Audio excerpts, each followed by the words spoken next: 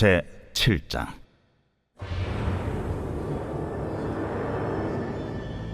내 하나님 여호와께서 너를 인도하사 네가 가서 차지할 땅으로 들이시고 내 앞에서 여러 민족 헷 족속과 기르가스 족속과 아모리 족속과 가나안 족속과 브리스 족속과 히위 족속과 여부스 족속 곧 너보다 많고 힘이 센 7 족속을 쫓아내실 때에 내 하나님 여호와께서 그들을 내게 넘겨 내게 치게 하시리니 그때 너는 그들을 진멸할 것이라. 그들과 어떤 언약도 하지 말 것이요 그들을 불쌍히 여기지도 말 것이며 또 그들과 혼인하지도 말지니 내 딸을 그들의 아들에게 주지 말 것이요 그들의 딸도 내 며느리로 삼지 말 것은 그가 내 아들을 유혹하여 그가 여호와를 떠나고 다른 신들을 섬기게 하므로 여호와께서 너희에게 진노하사 갑자기 너희를 멸하실 것임이니라. 오직 너희가 그들에게 행할 것은 이러하니 그들의 제단을 헐며 주상을 깨뜨리며 아세라 목상을 찍으며 조각한 우상들을 불사를 것이니라. 너는 여호와 내 하나님의 성민이라.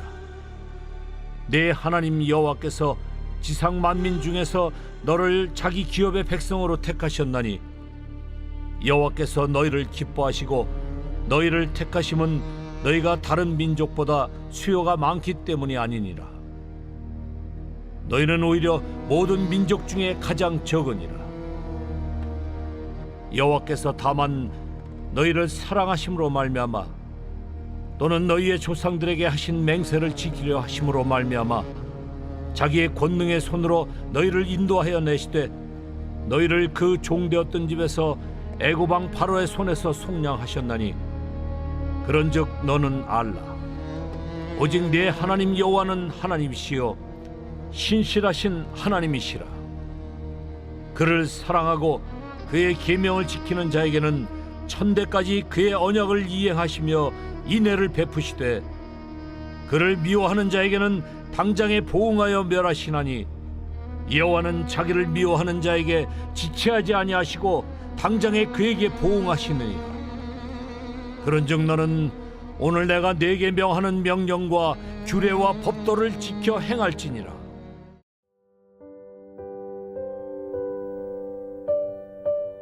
오늘의 큐티 본문은 신명기 7장 1절에서 11절 말씀입니다.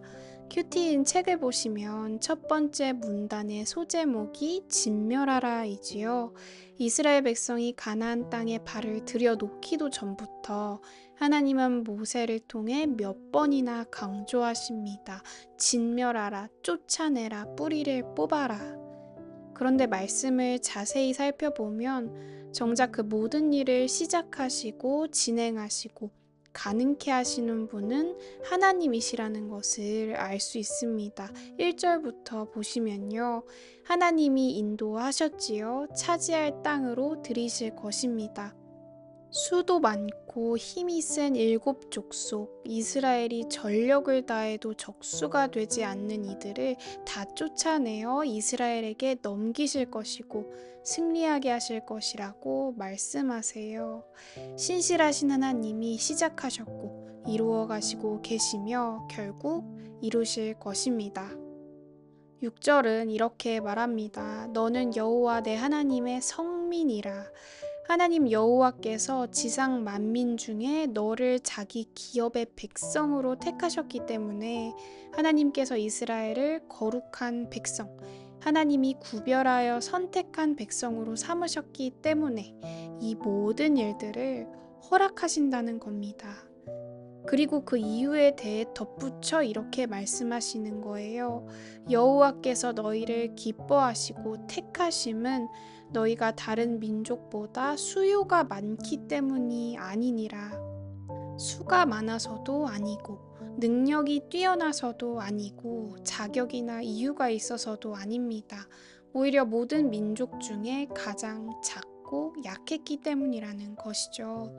또 이어서 이렇게 말씀하세요. 여호와께서 다만 너희를 사랑하심으로 말미암아 너희 조상들에게 하신 맹세를 지키려 하심으로 말미암아 하나님이 이스라엘 백성을 사랑하셨기 때문에 아주 오래전부터 이어오신 약속을 기억하시고 선택하시고 구별하셨다는 것입니다.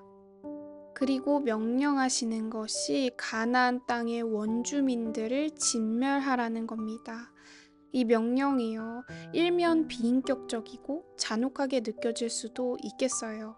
그렇다면 하나님은 오직 이스라엘만 사랑하는 것일까? 그 주권적이고 조건 없는 사랑과 신실하심이 오직 이스라엘에게만 향한 것이고 이방과 열방에게는 잔혹한 하나님이실 뿐일까 하는 의문이 들 수도 있습니다. 여러분, 진멸의 화살이 향하는 곳은요, 한 생명, 이방과 열방 그 자체가 아닙니다. 우상이에요. 하나님이 이들을 사랑하느냐 사랑하지 않느냐의 문제가 아니라 죄와 거룩의 문제입니다. 그렇죠. 생명을 귀히 여기시는 하나님은 온 인류를 향한 사랑을 언제나 품고 계십니다. 그렇기 때문에 오히려 죄에 대해서 심판하셔야만 했죠. 끝내 온 열방을 향한 구원을 이루시기 위해 작은 나라 이스라엘을 통로로 삼으십니다. 모든 역사와 구원이 오직 하나님의 능력과 은혜임을 온 세상에 드러내기 위해 이스라엘을 제사장 나라 삼으신 것입니다. 그러니 이스라엘은 더더욱 이방의 문화, 이방의 풍습, 궁극적으로 우상과 닿아서는 안 됩니다. 온 인류를 향한 하나님의 사랑이 온전히 전해지기 위해서요. 하나님 이외의 다른 어떤 것도 그들의 주인이 되어서는 안 되는 것이죠. 하나님은 백성들에게 이방의 민족들과 어떤 언약도 맺지 말라고, 혼인도 하지 말고 그들을 불쌍히 여기지도 말라고 하세요. 당시 고대 근동의 민족들 간에는 주로 강대국과 약소국 사이의 주종 관계를 확실하게 하기 위해서 언약을 세우는 일이 많았다고 합니다. 그런데 이게 단지 정치적인 이야기가 아니라는 게 무서운 거죠. 나라와 나라 사이에 언약을 맺을 때요, 종주국, 지배하는 나라의 신이 그 언약의 증인으로 세워졌다고 합니다. 지배를 당하는 입장에 서는 나라는 타국의 신을 인정하고 섬겨야 하는 일들이 반드시 생기게 돼요. 모든 것이 영적인 일들과 연결되어 있는 것이죠. 세상과는 구별되어 하나님을 증거하며 살아가야 할 백성들이 존재하지도 않는 우상의 종이 되어 정체성을 잃어버리게 될 수도 있다는 것입니다. 그러니 하나님은 말씀하시는 것이죠. 내가 인도할 거고, 내가 쫓아낼 거고, 내가 넘겨줄 것이고, 또 내가 반드시 승리케 하리니. 5절을 보세요. 오직 너희가 그들에게 행할 것은 제단을 헐며 주상을 깨뜨리며 아세라 목상을 찍으며 조각한 우상들을 불사를 것이니라. 전부 하나님이 하실 것이니 이스라엘이 해야 하는 것은 그 마음의 우상을 몰아내고 불사르고 깨뜨려 뿌리 뽑는 것입니다. 신실하신 하나님만 바라보고 하나님만 사랑하는 것, 하나님께서 이스라엘에게 바라시는 것은 오직 그것뿐입니다. 이렇게 구별되어 살아가야 하는 이스라엘 백성들을 하나님은 성민이라고 부르세요. 히브리어로는 암카도시라고 해서 거룩한 백성, 하나님의 구별하여 선택한 백성이라는 의미를 담은 이 단어가요. 헬라어로는 하기오스라우스, 즉 신약의 성도라는 단어와 동일한 단어입니다. 여러분, 하나님이 우리를 성도로 부르셨습니다. 하나님의 구별된 백성으로 거룩한 주님을 닮아가는 은혜의 자리에 우리를 초청하셨어요. 그리고 우리에게도 요구하실 것입니다. 모든 우상을 찢고 깨고 불살라 진멸하라고 말씀하실 거예요. 그런데 이것이 쉬운 일이 아니죠.